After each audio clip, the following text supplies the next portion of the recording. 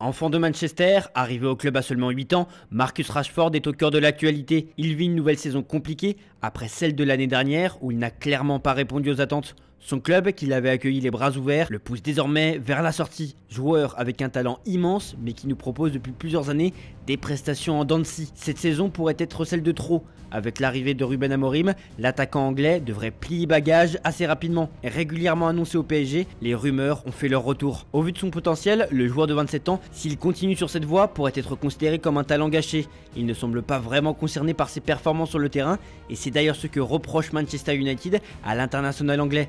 Le club veut soulager sa masse salariale en se débarrassant de son ancien grand talent, au point de vouloir le proposer à un prix dérisoire. 45 millions d'euros pour un joueur qui en valait 160 millions en 2021. Focus sur l'ascension, puis la chute progressive du joyau anglais. Marcus, il n'a pas eu une enfance facile, et c'est le football qui l'a sauvé de la misère. Il y a quelques années, il est revenu sur cette période douloureuse. Il y avait des moments où il n'y avait pas de nourriture, alors tu allais juste dormir. Parfois, nous n'avions même pas un morceau de pain. Les personnes qui étaient les plus proches de moi connaissaient la situation que ma famille et moi traversions, mais pas mes coéquipiers, ni même mes entraîneurs. Et la situation de sa mère traduit aussi l'enfance du petit Marcus.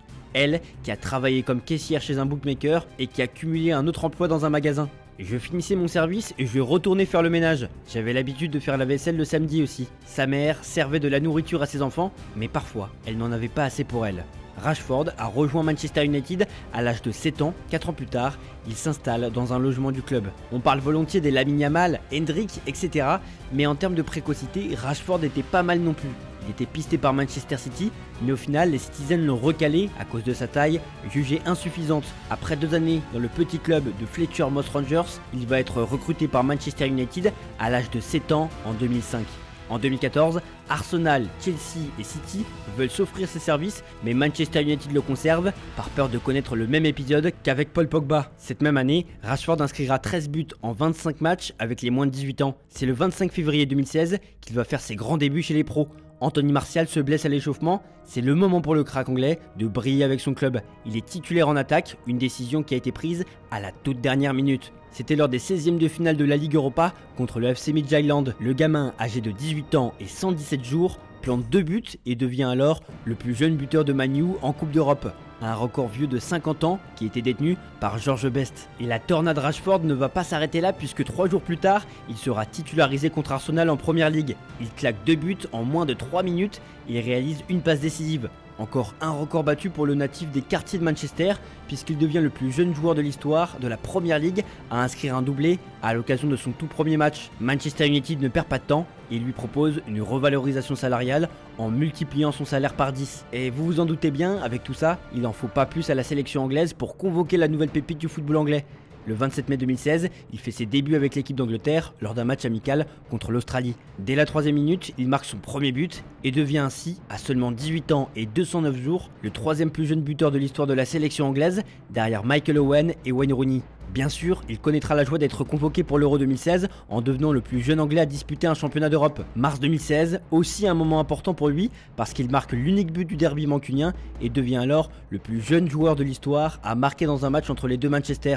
Bref, vous avez compris, à l'époque, battre les records de précocité, c'était son truc. Il ne lui restait plus qu'à enchaîner pour prouver qu'il est un grand joueur. Et il va pas attendre pour remporter son premier trophée, la FA Cup contre Crystal Palace. Cette année-là, il va finir 2e du fameux Golden Boy derrière un certain Renato Sanchez. La saison d'après, en 2017, c'est la Ligue Europa qu'il soulève, lui qui s'était montré décisif en marquant un coup franc somptueux contre le Celta Vigo en demi-finale. Là encore cette année, il ne va toujours pas remporter le Golden Boy et va finir 3e derrière Kylian Mbappé et Ousmane Dembélé. Avec sa sélection, il va être convoqué pour la Coupe du Monde, une 4e place pour l'Angleterre, avec un Rashford en qui on ne fait pas trop confiance. Malgré cette première grande déception, Rashford hérite du numéro 10 à Manchester United, après le départ de Zlatan Ibrahimovic.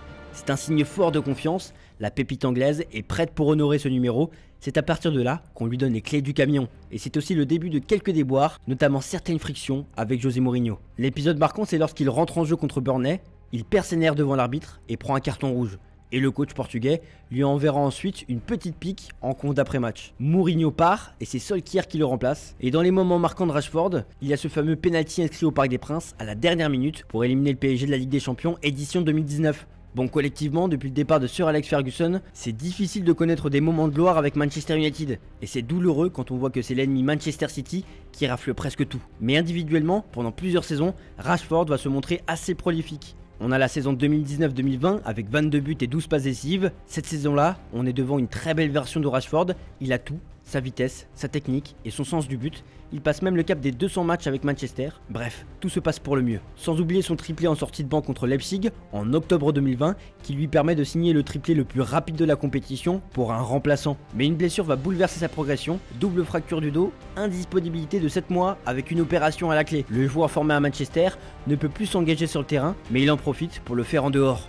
Rappelez-vous, pendant le Covid, il avait été décoré par la reine en 2020 avec un titre de l'ordre de l'Empire britannique pour son combat pour les enfants défavorisés. Il avait même fait la une du Times en étant considéré comme la personne la plus influente dans le monde sur la partie charité. Pendant cette période difficile pour les enfants en précarité, il avait écrit une lettre ouverte publiée sur ses réseaux où il demande au gouvernement anglais de revenir sur sa décision de ne pas fournir de bons alimentaires gratuits pour l'école pendant l'été. Pour Rashford, faire de la protection de la vie des plus vulnérables une priorité absolue n'est pas de la politique, mais de l'humanité. Et il avait obtenu gain de cause, lui, l'enfant qui était dans la même situation, qui n'avait pas grand chose à se mettre sous la dent. Il va permettre à des milliers d'enfants de manger à leur faim grâce à une récolte de 23 millions d'euros et une distribution de 4 millions d'euros de repas. Et tout ça par le biais de sa collaboration avec l'association Faire Cher. Pour revenir sur le terrain, lors de la saison 2020-2021, il finira avec 21 buts et 15 passes décisives avec un Manchester United qui finit deuxième de Première Ligue derrière Manchester City. Et malgré ses belles statistiques et ses quelques fulgurances, Rashford ne se montre pas toujours régulier,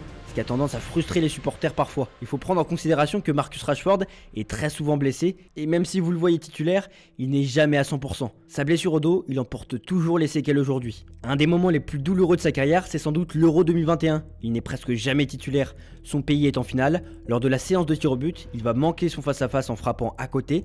Va s'en suivre des insultes racistes sur les réseaux et Bukayo Saka a lui aussi été visé. Les deux Anglais vont vivre un enfer pendant plusieurs mois et seront considérés comme les principaux responsables. Après tout ça, difficile pour lui d'enchaîner les bonnes performances. Il va prendre la décision de se faire opérer de l'épaule pour ne plus souffrir à cet endroit. Il manquera plusieurs matchs et va prendre du temps avant de retrouver son niveau. 5 buts et 2 passes D en 32 matchs lors de cette saison 2021-2022, c'est très maigre, il faut vite tourner la page. Par contre, tenez-vous prêts, il va faire une saison 2022-2023 tonitruante avec 30 buts et 11 passes décisives. Il était à son summum en termes de football à ce moment-là. Il y a aussi une Coupe du Monde où il ne sera pas titulaire encore une fois, mais une saison extraordinaire sous les couleurs mancuniennes. Des belles statistiques et une Coupe de la Ligue anglaise dans la poche en étant buteur contre Newcastle en finale. Maintenant, tout le monde veut voir Rashford à ce niveau, chaque saison. Manchester United y croit et lui offre un contrat rocambolesque de 18,25 millions d'euros par saison. À ce moment-là, on comparait même Rashford à Kylian Mbappé. C'était le cas de Daniel Riolo. C'est un type qui, oui, il y a eu des problèmes dans sa tête, il y a eu des trous, mais potentiellement, c'est un joueur qui peut être en concurrence avec Kylian Mbappé parmi les meilleurs joueurs européens. Bon, sauf qu'au lieu de se servir de toutes ces choses positives, Rashford va sombrer. Des performances qui font peine à voir, 8 buts et 5 passes D en 43 matchs la saison qui suit. Mais aussi des problèmes extra-sportifs. Avec une défaite 3-0 contre City, Rashford sera aperçu en boîte le même soir pour fêter son anniversaire. Et le lendemain, il sera en retard pour l'entraînement, une sanction tombe, et il n'est pas dans le groupe pour affronter Fulham. Rashford ne va pas apprendre de ses erreurs et sera encore une fois aperçu en boîte de nuit en janvier. Une certaine Sarah raconte l'événement et décrit l'attitude étrange de Marcus Rashford. Il était avec 2 hommes et 2 femmes. L'un était clairement un ami et l'autre était une fille française très belle. Cette fille m'a dit « Je suis tellement en colère parce qu'il pense qu'il peut faire ce qu'il veut. J'ai dit à Marcus de sortir et de lui parler et il a juste dit « Non, je m'en fiche ». Il était tellement saoul à ce moment-là, il est tombé contre le mur et j'ai dû le soulever et le mettre sur le lit. Il était tout habillé et je pense qu'il s'est évanoui comme ça. Il n'a même pas réussi à se mettre sous les couvertures. Je ne suis pas surpris qu'il ait manqué l'entraînement le lendemain, vu l'heure à laquelle il s'est couché et la quantité d'alcool qu'il avait bu. Il devait savoir qu'il ne serait pas en état de jouer au football. Voilà, ça illustre la période compliquée de l'anglais, qui vit aussi des moments compliqués sur le terrain. Malgré sa bonne performance lors de la victoire de Man U en FA Cup contre City cette année, les supporters n'oublient pas et savent que l'attaquant de 27 ans est très loin de son niveau d'antan.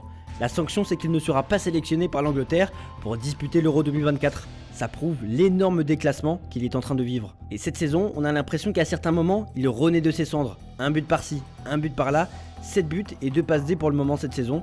C'est pas la folie. Surtout qu'il y a eu une énième histoire il y a quelques semaines. Il est parti aux États-Unis avec Casemiro pendant son temps libre. Chose que Gary Neville, légende de Manchester United, n'a pas appréciée.